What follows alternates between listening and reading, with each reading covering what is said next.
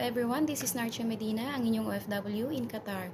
Gusto ko lang pong i-share sa inyo yung aking experience sa loob ng 2 years and 4 months dito sa bansang Qatar. Sa mga gusto pong mag-abroad, papuntang dito sa Qatar o kaya naman po kahit saan pong bansa, basta nasasakupan po sa Middle East, ang may papayo ko lang po sa inyo ay magbaon po kayo ng mahabang pasensya, pakikisama, at malawak na pag-iisip. Yung tatlo po na yun po yung pinaka-importante kung ngayon po ay mag-a-abroad. Ako po kasi first timer din po ako, na dito po ako napunta sa bansang Qatar. So gusto ko lang pong i-share sa inyo na yung tatlo po na yun talaga yung pinaka-importante. Mahaba po yung pasensya kasi hindi po lahat ng mapupuntahan dito ay papalarin sa mga amo. Meron po talaga mga amo na hindi mababait. Ayan, yung mga hindi ka nais-nais yung mga ugali, meron po talagang ganun. Pero kailangan nyo lang po ng mahabang pasensya kung kayo po ay nag-a-abroad dahil po kailangan nating matapos yung ating mga kontrata at para hindi po tayo magkaroon ng bad record. Pero kung hindi nyo naman po talaga kaya na yung mga pag-uugali nila, dahil marami po akong nakakausap na mga kabayan natin dito na meron talagang mga ganung pag-uugali na hindi talaga ka nais-nais, andyan pa sigaw, laging nagmumura, ayan, lintik kong makautos, walang pahinga, ganyan po sila. Meron talaga mga taong ganun, kaya maswerte po ako dahil yung amo ko po ay hindi ganun. So, kung hindi na po talaga kaya, pwede tayong magpabalik sa ating mga agency. Pero kung kaya pa naman, pagpasensyahan lang natin sila ng pagpasensyahan. Pakikisama po, pangalawa. Kailangan po natin silang pakisamahan. Sumunod po tayo sa kanilang mga rules and regulation para hindi tayo magkaroon ng problema. Huwag po natin gawin yung mga ayaw nila at kung ano man po yung gusto nila, yun lang po ang gawin natin para hindi po tayo magkaroon ng problema sa kanila. Makikisama po tayo sa kanila ng maayos para kung sa ganun ay kahit na gaano po hindi kaganda yung ugali nila, pag nakikita po nila tayo na mabait tayo at nakikisama tayo ng maayos sa kanila, po pwedeng makikisama rin sila ng maayos sa atin. Pakikitunguhan nila tayo ng maayos. Totoo po yun. Kasi hindi naman po kasi lahat ng tao kahit na hindi po ganun kaganda yung mga ugali nila, pag nakita po nila, syempre na okay ka namang tao, okay yung pag-uugali mo, okay yung pakikisama mo sa kanila, ay pwede rin pong magbago yung pakikisama nila sa'yo. At pangatlo nga po, yung malawak na pag-iisip. Totoo po yun. Kailangan mo talagang lawakan yung pag-iisip mo pag dito ka pumunta sa bansang Qatar o kaya sa bansang nasasakupan ng Middle East. Totoo po yun. Sa aking pong experience kasi, hindi po dito kailangan ng fluent ka sa English. Yung magaling ka mag-English. Ang kailangan po dito ay malawak yung iyong pag-iisip. Kasi kadalasan naman po kaya tayo nag-abroad dahil hindi po tayo tapos ng pag-aaral, 'di ba? Hindi po tayo nakakahanap ng magandang trabaho sa Pinas, kaya mas pinili nating mag-abroad dahil dito medyo malaki ang sahod kumpara doon sa magiging trabaho natin sa Pinas na hindi naman tayo tapos ng pag-aaral. So dito, kailangan mo lang talaga ng malawak yung pag-iisip. Ayan, kasi kung hindi ka agad makaintindi sa sasabihin nila, magkakaroon ka rin ng problema sa iyong amo. So, ang kailangan lang dito ay nakakaintindi ka ng English, kahit paano nakapagsalita ka ng English, at malawak talaga yung pag-iisip. Kasi, nangyari po sa akin yan nung kararating ko lang. Di syempre ilang days pa lang po ako nung dumating dito. Family day nila Tuesday, Friday, and Saturday. Di syempre nagsama-sama. Ngayon, ang inorienta kasi ako ng amo ko, ang sabi niya sa akin, your phone always be with you. Sabi niya, kahit saan man ako magpunta, maglaba, maglinis, magluto, ganyan, ang phone ko lagi nakatabi sa akin kasi anytime pwede siyang tumawag. So ngayon, nung medyo gabi na, tumawag. Nasa loob silang lahat, tapos kami nasa labas, kasama yung mga alaga namin naglalaro. Ngayon, tumawag, ang sabi niya sa akin, hello Narchi, sabi ko, yes madam. Sabi niya ganyan. Narchi, go outside, sabi niya sa akin. Narchi, go outside, sabi niya. Have a restaurant, bring it inside. Sabi niya, bring it inside, di napaisip ako. Tinanong ko ulit, ano yun amo? Sabi niya, go outside, have restaurant, bring it inside. Sus, habang naglalakad ako na nag-iisip ako, paano ko mabibitbit yung restaurant? Malaki yun. Ang ginawa ko, binuksan ko yung gate. Ako makita ko yung talabat, ibinibigay yung order. Sabi ko, alam ko na. Order siguro ang idadala ko sa loob.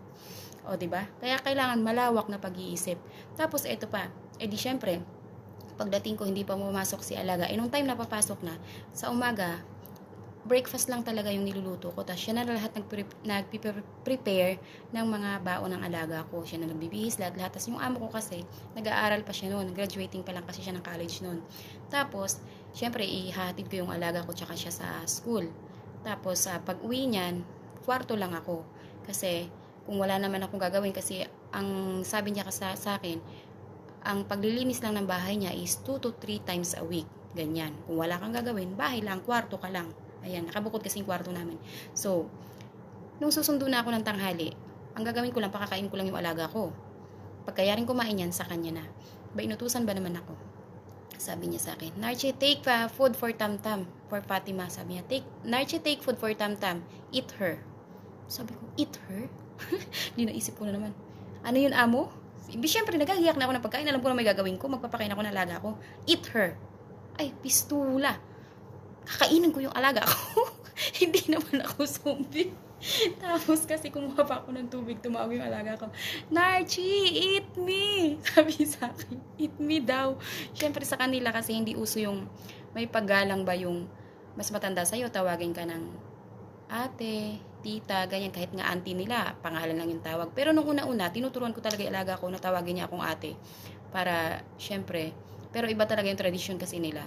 Kahit mas matanda sa kanila, pangalan lang yung tawag, wala silang respeto sa mga mas nakakatanda. Tayo pag auntie talaga, sila walang ganun. So, ang tawag niya sa akin, Narchi, eat me. Ay, pistula, sabi kong ganun, hindi naman ako zombie. Niloko ko siya. Which part? Sabi ko sa kanya, yung una kong kakainin. Which part? Sabi ko, sabi niya, hindi pa kainin mo ko. Sabi ko, you mean feed me? Like that. Sabi kong ganyan. Sabi niya, yes. Ay, Diyos ko Lord. Matatawa ka talaga. Tapos ngayon, eto pa yung experience ko talaga na hindi ko makakalimutan. Ang sabi ba naman ng kapatid sa akin nung mga amo doon. Sabi niya, Narchi, sabi niya, please, can you make egg in the dancing water? Sabi ko, ano ka mo, madam? Can you make egg in the dancing water? Sabi ko, dancing water? Abay, sabi nung kasama ko doon, sabi niya, yung kumukulong tubig, maglalaga ka daw ng itlog. Ay, pistula, boiling water pala yun, yung dancing water. O, di ba? Kaitong to ako. Tapos, eto baka mo, marami akong experience na nakakatawa, matatawa ka na lang, pero hindi mo sila pwedeng tawanan. Kasi sila seryoso. Basta ang importante lang sa kanila, nakakapagsalita ng English, nakakaintindi ka, okay na yun sa kanila, hindi sila ganun ka-fluent sa English. Ngayon, may bisita ang amo ko.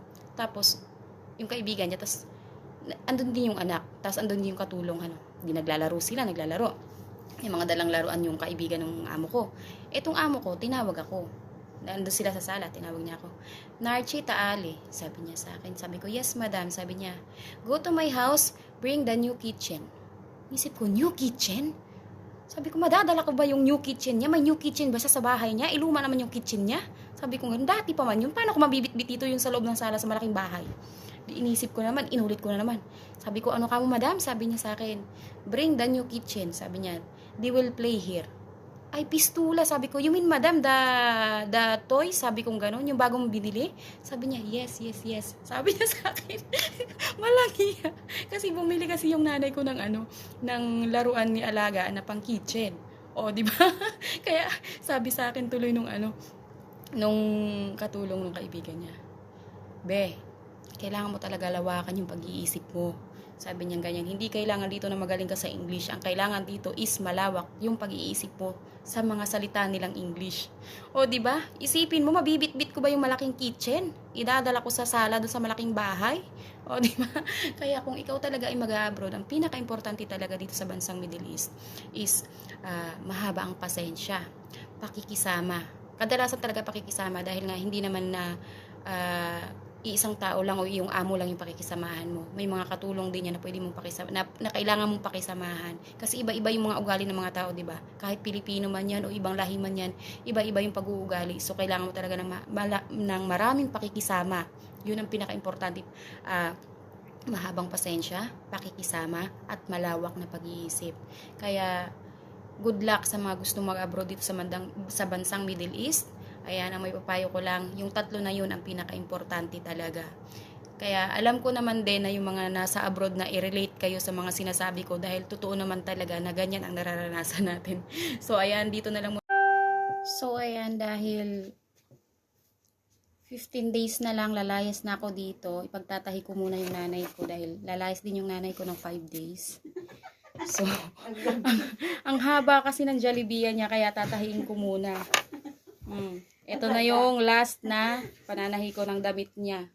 Kasi pag mahaba yung Jollibee niya, sa akin niya lang pinatatahi yung pinuputulan. Kaya pag malaki, masyado. Ipapamana yan ng nanay mo. Ewan ko kung sino magmamana dito sa kanyang mananahi. Pero itutuloy pa rin naman niya yung business niya sa pagtitinda ng Jollibee. Hindi ko lang alam kung sino yung magmamana ng tahian na to. Ang ano lang kasi dito sa tahian niya kasi, mano-mano. Ang sabi niya sa akin noon, bibilan niya ako ng di kuryente. Pero dahil aalis na ako, ewan ko lang kung bibili pa rin siya. Kahanap siya ng taga-tahi. Pero iba nang magmamana. Ewan ko lang kung sino yung mananahi sa kanya. Wala nang mag-aano ng mga business niya. Ayan, tapusin ko muna to ha. Mamaya na lang ulit. So, ayan guys, natapos na nga ako manahin ng Jollibee ng nanay ko. Alam nyo kasi kadalasan talagang ginagawa ko niyan kapag halimbawa bago yung Jollibee ng nanay ko, kung malaki man yan o mahaba man yan, ako talaga yung nagpuputol ng mga Jollibee niya, kaya pinapalilitan ko pag malaki. So, dahil nga magta-travel yung nanay ko, kailangan niya yung mga bago niyang Jollibee at mahaba nga, pinutulan ko na. Kasi 5 days siyang mawawala. Pupunta nga siya ng Abu Dhabi. So, kami naman ang alaga ko is may iwan kami sa bahay ni Lola. Pero, makakasama namin is yung kapatid ni nanay ko. Kaya, ako muna lahat.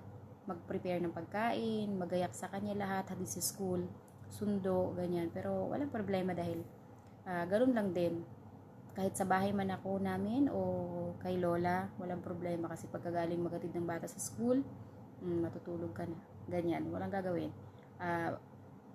Pag naman, susunduin mo lang siya, pakakain ng tanghalian, tapos patutulugin, wala rin problema dahil tita din yung magpapatulog. Kaya, ganun ang routine namin, kami muna ng alaga ko. So, ayan, dito na lang muna lang guys, dahil may gagawin pa mamaya ang Inday, kasi naka-prepare na lahat ng gamit namin, lalagay ko na siya sa sasakyan. So, ayan, bye-bye na muna guys. Thank you for watching. Ingat po tayo and God bless.